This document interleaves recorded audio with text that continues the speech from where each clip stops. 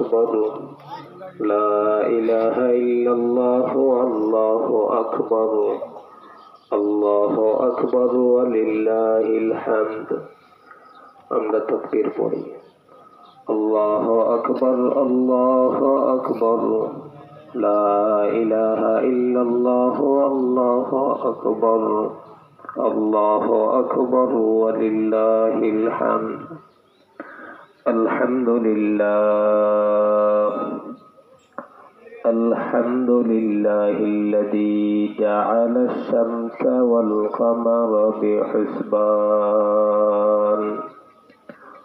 والنجم والشجر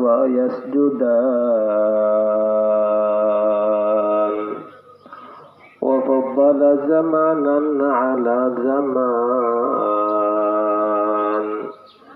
كما فضل مكانا على مكان وإنسانا على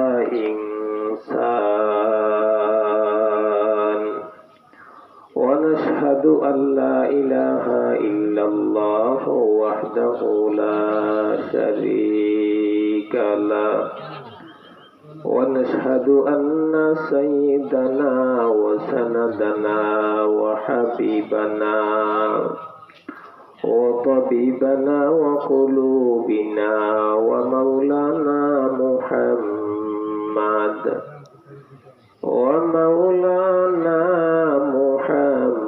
محمدا عبده ورسوله الذي أرسله الله تعالى بالحق بشيرا ونذيرا وداعيا إلى الله بإذنه وسراجا منيرا أما بعد فأعوذ بالله من الشيطان الرجيم بسم الله الرحمن الرحيم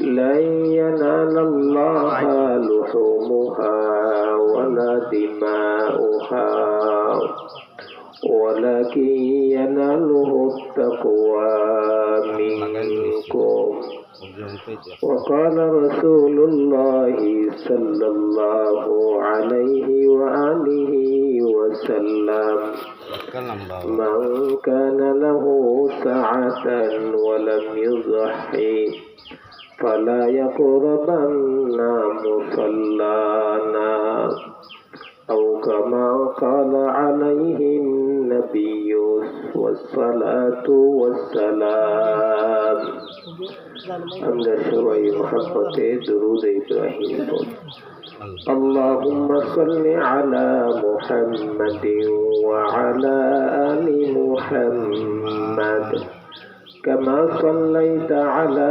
إبراهيم وعلى آل إبراهيم إنك حميد مجيد اللهم بارك على محمد وعلى آل محمد كما باركت على إبراهيم وعلى آل إبراهيم إنك حميد مجيد بلغ العلا بكماله كشف الدجى بجماله حسنت جميع خصاله صلوا عليه وآله لا إله إلا الله لا إله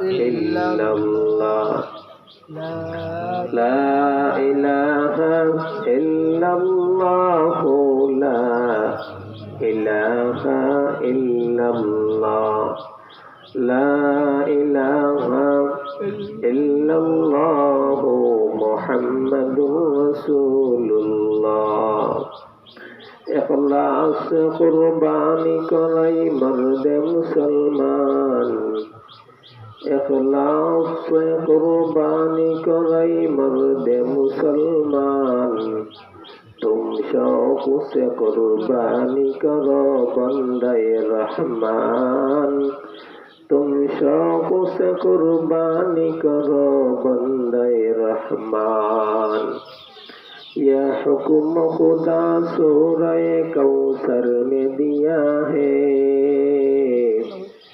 यह हुक्म खुदा सूरह कौसर में दिया है ये सुन्नत इब्राहिम की ये कुदरत रहमान ये सुन्नत है इब्राहिम की ये कुदरत रहमान 10 साल मदीने में तय महबूब खुदावन 10 साल मदीने में तय महबूब खुदावन हर साल बराबर किया था आपने कुर्बान हर साल बराबर किया था आपने कुर्बान अल्हम्दुलिल्लाह মহান আল্লাহ সুবহানাহু ওয়া তাআলার দরবারে লক্ষ কোটি শুকর ও সুজুদ যে মহান মালিক আপনাকে আমাকে এই ঈদের দিন উৎসবের দিন আবহাওয়াকে মুআফিক রেখে আমাদেরকে ঈদগাহের ময়দানে আসার বসার আলোচনা আমাকে করবার আপনাদেরকে শুনবার মতো তৌফিক দান করেছেন সেই মহান মালিকের দরবারে আমরা কালিমাতুশ শুকুর আদায় করি জোরে সুরে পড়ি আলহামদুলিল্লাহ আলহামদুলিল্লাহ। এতদিনের আবহাওয়ায় একটা অনুমান করা গেছিল যে আমরা এখানে আসতে পারবো কিনা, কিন্তু দয়াময় আল্লাহ মেহেরবান আল্লাহ আমাদেরকে আবহাওয়া আমাদের মুআফিক রেখেছেন যাতে করে আমরা সুন্দরভাবে নামাজ আদায় করতে পারি। আবার শুকর আদায় করি আলহামদুলিল্লাহ। আল্লাহ রাসূল সাল্লাল্লাহু আলাইহি ওয়া আলিহি ওয়াসাল্লাম বলেন, প্রত্যেক জাতির এক একটা উৎসব আছে, আনন্দ আছে, খুশি আছে। মুসলমানদের জন্য উৎসব হলো দুটি, একটা হলো ঈদুল ফিতর যেটা আমরা রমজানের ঈদ বলে থাকি, আর আরেকটি হলো ঈদুল আজহা যেটাকে আমরা সহজে বুঝি কোরবানির ঈদ। এই কোরবানির ঈদে আল্লাহ তাআলা আমাদেরকে এখানে আসার বসার শোনার মতো তৌফিক দান করেছেন। এই শুকর যদি আদায় করতে করতে জীবন শেষ করি এরপর আদায় শেষ হবে না, এজন্য আবার পড়ি আলহামদুলিল্লাহ। এই উৎসব কেন, ঈদ কেন, আজকে কোরবানির ঈদ? দেখা যায় অনেক মা বাবা তার সন্তানকে না খাইয়ে তার সন্তানকে খাওয়ায়। এই যে ত্যাগ করে, এই ত্যাগটা হলো একটা মহব্বত। ঠিক তদ্রূপভাবে অনেক মানুষ আছে তার সম্পদটাকে মানুষদের জন্য বিলিয়ে দেয়, এরপরও এটা তার কাছে পছন্দ হয়। ত্যাগ করলো, সম্পদ ত্যাগ করলো, অনেক সময় দেখা যায় জান পর্যন্ত ত্যাগ করে দেয়, এটাও একটা ত্যাগ। আর আজকে যে কোরবানি ঈদ, এই ঈদে মানুষ যদিও পশুটাকে ত্যাগ করবে, কিন্তু মূল মাকসাদ পশু না, বরং হলো তার অন্তরটাকে সে ত্যাগ করবে, অন্তর থেকে দুনিয়ার মায়া আর মহব্বতটাকে ত্যাগ করবে। এই জন্য এই কোরবানিকেও বলা হয় ত্যাগ কোরবানি, ত্যাগের দিন। আমরা যারা যারা কোরবানি করব, আল্লাহ আমাদেরকে তৌফিক দিয়েছেন, আমরাও মন থেকে একমাত্র মালিককে রাজি খুশি করার নিয়তে করব। আল্লাহ তাআলা যেন আমাদেরকে তৌফিক দান করেন, সবাই পড়ি আমিন। এই কোরবানি এটা হযরত আদম নবিয়্যিনা আলাইহিস সালামের জামানা থেকে চলে আসে। আদম আলাইহিস সালামের ছেলে হাবিল ও কাবিল কোরবানি করেছিলেন। এই কোরবানির ওয়াকিয়াটা, ঘটনাটা আমি আপনাদেরকে জুমাবারে বলেছিলাম।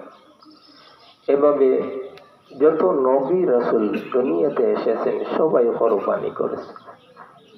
তার ধারাবাহিকতায় পয়গম্বর ইব্রাহিম আলাইহিস সালাম কোরবানি করেছেন।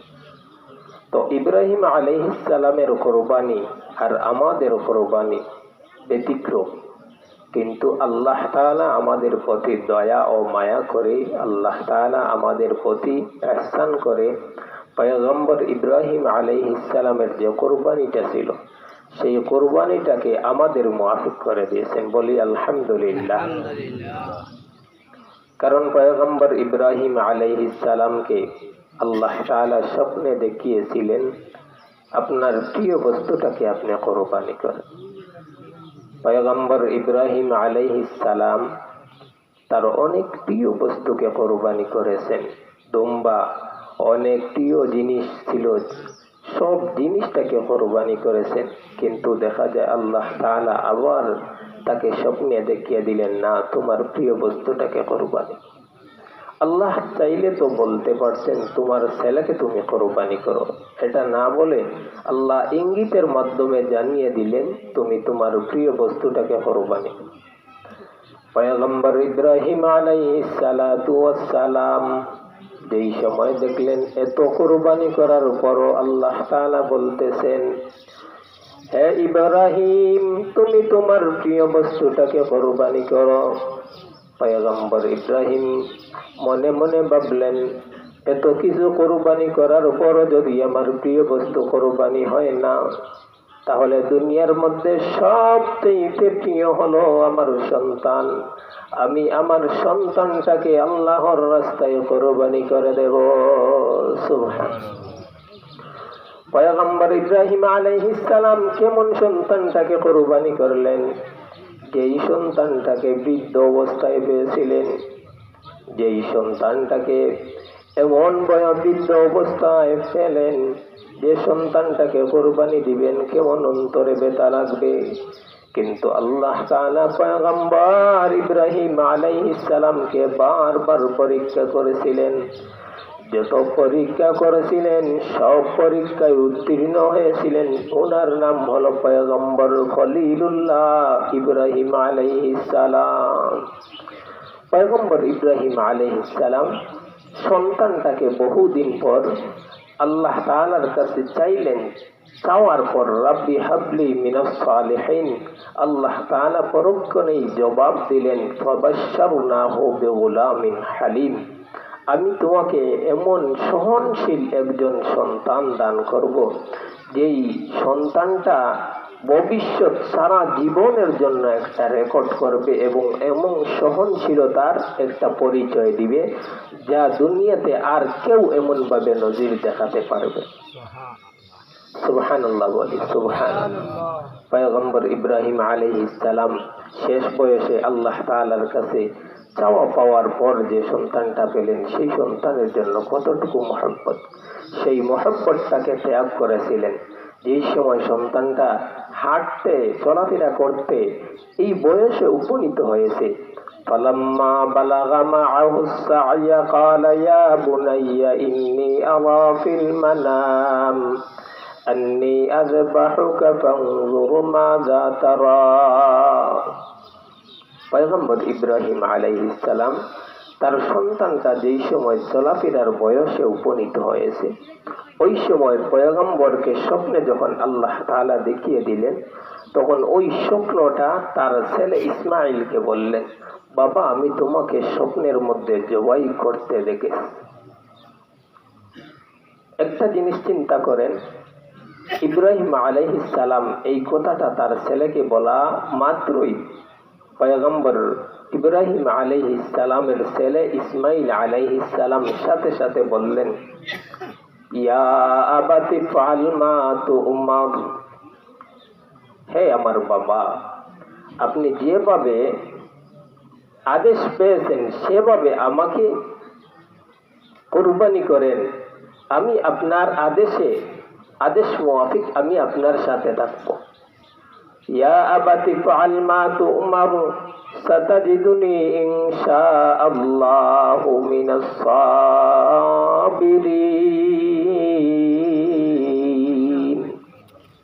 পয়গম্বর ইব্রাহিম আলাইহিস সালামের ছেলে ইসমাইল আলাইহিস সালাম বললেন, বাবা, আমাকে আপনি সবরকারীদের মধ্য হতে পাবেন। ইসমাইল আলাইহিস সালাম তো বলতে পারতেন, বাবা ইনশাআল্লাহ আমাকে সবরকারী পাবেন, এটা না বলে বলতেছেন সবরকারীদের মধ্য থেকে আমাকে পাবেন। এতে বোঝা গেল যে আরো অনেক মানুষ আল্লাহ তাআলার রাস্তায় সবরকারী হিসেবে নিজেকে বিলিয়ে দিয়েছিল, তাদের মধ্য হতে আমাকেও একজন পাবেন। তো ইসমাইল আলাইহিস সালামকে যেই সময় কোরবানি করার মানুষে বাড়ি থেকে রওনা করলেন, এমন সময় শয়তান এসে ধোঁকা দিতে। শয়তান প্রথমে হাজেরা, ইব্রাহিম আলাইহিস সালামের স্ত্রী, ইসমাইল আলাইহিস সালামের আম্মাকে গিয়ে বলতেছে যে, জানো কি ইব্রাহিম ইসমাইলকে সাজিয়ে কোথায় এনেছে? এমন সময় মা বলতেছেন, আমার ছেলেকে তো ময়দানে নিয়ে যাইতেছেন। তো ইব্রাহিম আলাইহিস সালাম যে ময়দানে নিয়ে কেন যাইতেছেন? ছেলেকে জবাই করার উদ্দেশ্যে যাইতেছেন। শয়তান বলে, আরো আগ বাড়িয়ে বলতেছে, তোমার ছেলেকে আজকে শেষ করে দেবে, শেষ করে দেওয়ার জন্য সে যাইতেছে, আল্লাহ তাআলা আদেশ করেছে। ওই সময় ইসমাইল আলাইহিস সালামের আম্মা জান কি বলেছিলেন যে, আল্লাহ তাআলার আদেশে যদি আমার ইসমাইলকে জবাই করতে নেওয়া হয়, তাহলে এক ইসমাইল নয়, যত ইসমাইল আল্লাহ আমাকে দান করবেন সব সন্তানটাকে আল্লাহর রাহে আমি দিতে প্রস্তুত আছি। সুবহানাল্লাহ। এমন সময় শয়তান দেখলো মাকে পারছি না ধোঁকা দিতে, আর যদি ধোঁকা দিতে পারতাম তাহলে ভবিষ্যৎ পরিকল্পনাধীন যারা মুসলমান আসবে তাদেরকেও ধোঁকা দেওয়া সহজ হইত। কিন্তু ইসমাইলকে যদি ধোঁকা না দিতে পারি তাহলে এই প্রথাটা রয়ে যাবে, আর ভবিষ্যতে যারা মুসলমান হিসাবে আসবে তারা ওইভাবে কোরবানি করবে, আর আমার যে ছলনাটা ছিল সেই ছলনাগুলো বাতিল হোক। তো ইসমাইল আলাইহিস সালামের আম্মাকে ধোঁকা দিতে পারে নাই। ইব্রাহিম আলাইহিস সালামকে ধোঁকা দেওয়ার চেষ্টা করেছিল, ধোঁকা দিতে পারে নাই। ইসমাইল আলাইহিস সালামের বাবা ইব্রাহিম আলাইহিস সালামকে ধোঁকা দিতে চেয়েছিল, ধোঁকা দিতে পারে নাই। এ থেকে একটা জিনিস বোঝা যায় যে আমরাও কোরবানি করব, কোরবানির সময় আমাদেরকেও শয়তান ধোঁকা দিবে। যেই ধোঁকাটা হলো আমার আপনার অন্তরের মধ্যে সে এটা এনে দিবে যে তোমরা কোরবানি করতেছো, তুমি কোরবানি করার কারণে একটা কোরবানি করছো গরু, দুইটা গরু, তিনটা গরু, পাঁচটা গরু দেওয়ার কারণে কি হবে? মানুষ তোমাকে বাহ বাহ বলবে। এই যে সামান্য কিঞ্চিত পরিমাণ মনের মধ্যে এনে দিয়েছে, এর কারণে কি হয়েছে? আপনার যত কোরবানি, 5টা গরু হোক আর 10টা হোক, 100টা হোক, এই সামান্য জিনিস অন্তরে আসার কারণে আপনার সমস্ত কোরবানি বিনষ্ট করে দিয়েছে। তাছাড়া আরো কিছু আনতে পারে যে কোরবানি করো, কোরবানি করলে তো সারা বছর গোশত খাওয়া যাবে, যারা কোরবানি করবে না তাদের ঘরে গোশত থাকবে না। এই সমস্ত চিন্তা ফিকির শয়তান আমাদের অন্তরে এনে দেবে। এখন যদি আপনি আমি এই যে ইব্রাহিম আলাইহিস সালামকে যে ধোঁকা দিয়েছিল, ইসমাইল আলাইহিস সালামকে ধোঁকা দিয়েছিল কিন্তু সফল হতে পারে নাই, ওই শয়তান তো এখনো আছে। যদি শয়তান আমাদেরকে ধোঁকা দিয়ে দেয় তাহলে শয়তান সফল কাম হবে আর আমরা বিফল হব। এজন্য আমরা যারা কোরবানি করব, শয়তানি ওয়াসওয়াসা আমাদের অন্তরে যেন না আসে। দেখেন ইসমাইল আলাইহিস সালাম কে ইব্রাহিম আলাইহিস সালাম জবাহ করার জন্য মিনার ময়দানে যখন নিয়ে গেলেন, নিয়ে যাওয়ার পর ইসমাইল আলাইহিস সালামকে জবাহ করবেন চাক্কু দ্বারা। যেই চাক্কুটা দ্বারা কোরবানি করবেন, ইসমাইলকে জবাই করবেন, এই চাক্কুটা কেমন ধার ছিল। ইসমাইল আলাইহিস সালামের গলায় ছুরি চালাইতেছেন। দেখা যায় এদিকে তো ইসমাইল আলাইহিস সালামকে জবাহ করার আগে ইসমাইল আলাইহিস সালাম তার বাবাকে বলতেছেন, বাবা আপনি আমাকে কোরবানি করবেন। কোরবানি করার আগে আমার চক্ষুটাকে বন্ধ করবেন, আপনার চক্ষুটাকে বন্ধ করে নেবেন। যদি আপনার চক্ষু খোলা থাকে, আমার চক্ষু না বাঁধেন, তাহলে বাবা এবং ছেলের যে নজর থাকবে, এই নজরের কারণে আপনি আল্লাহ তাআলার যে হুকুম, সেই হুকুম থেকে সরে যাব। মায়ায় আর মহব্বতে পড়ে দেখা যাবে আল্লাহ তাআলার যে আদেশটা ছিল, সেই আদেশটা থেকে আপনি সরে যাব। এজন্য আমাকে ভালোভাবে বাঁধবেন। আর কেন বাঁধবেন? এজন্য বাঁধবেন, কুরবানির সময় যদি আমার শরীর নড়াচড়া করে, আর নড়াচড়ার কারণে কুরবানির মধ্যে ব্যাঘাত ঘটে, তাহলে কুরবানির অনেক ফজিলত বিনষ্ট হয়ে যাবে।